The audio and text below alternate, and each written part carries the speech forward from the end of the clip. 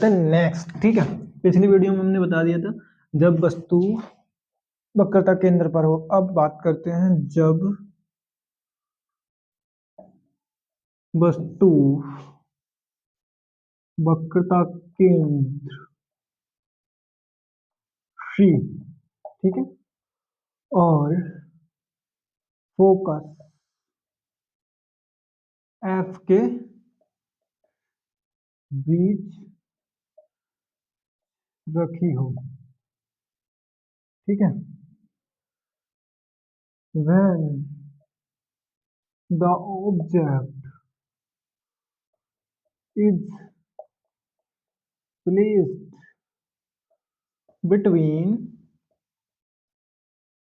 Focus and F, focus को F से कर लेते हैं, और फोकस एंड वक्रता केंद्र सी, सी को प्रदर्शित कर लेते हैं, ठीक है। सेंटर ऑफ कर्वेचर और फोकस, ठीक है। अब बात कर लेते हैं। अरे भाई शॉर्ट में लिख लो, कोई दिक्कत थोड़ी ना है, बताओ कोई दिक्कत आ रही हो यहाँ तक, ठीक है। अब फटाफट से एक अवतल दर्पण वही वाला खटाक दर्पण बन गया। देखो दर्पण बनाने में कितनी देर लगती है, 2 मिनट, ठीक है भैया।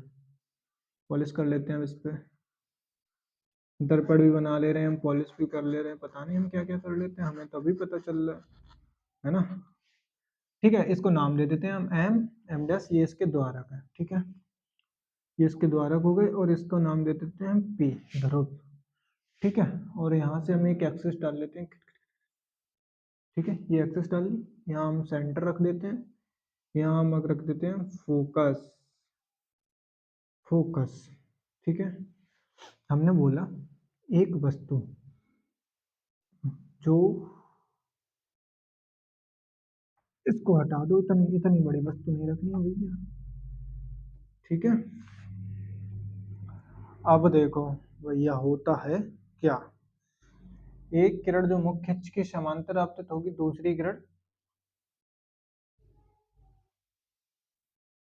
है ना, एक किरण जो मुख्य अक्ष के समांतर आपतित होती है, ठीक है, परावर्तन के पश्चात मुख्य फोकस से होकर चली जाती है, ठीक है, मुख्य फोकस से होकर चली जाती है। दूसरी किरण जो मुख्य फोकस से होकर आपतित होती है,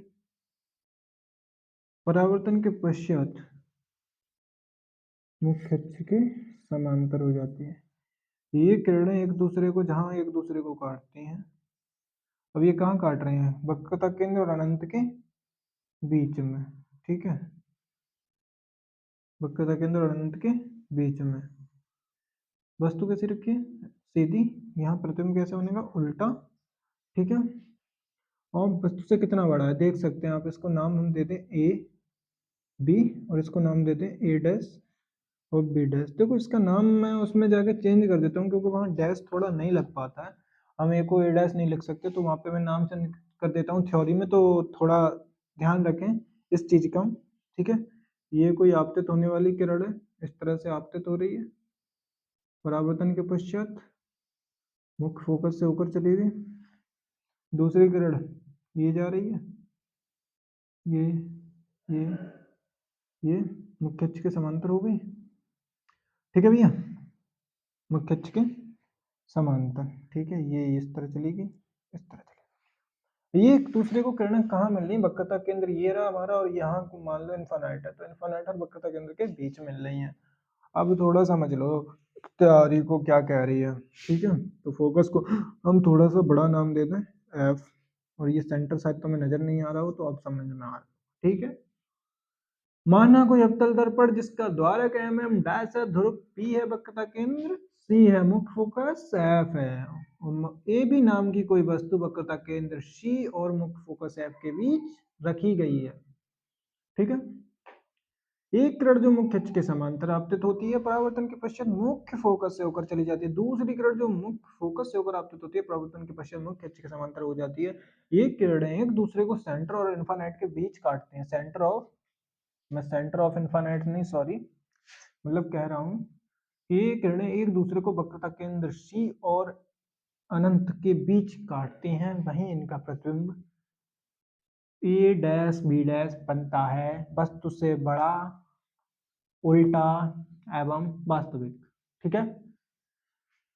तो शायद आई होप ये वाला भी तुम्हें समझ आया होगा, नहीं समझ में आया है तो बता देना या फिर रिपीट करके वीडियो देख लेना। चलो तो फिर अब आगे बढ़ते हैं।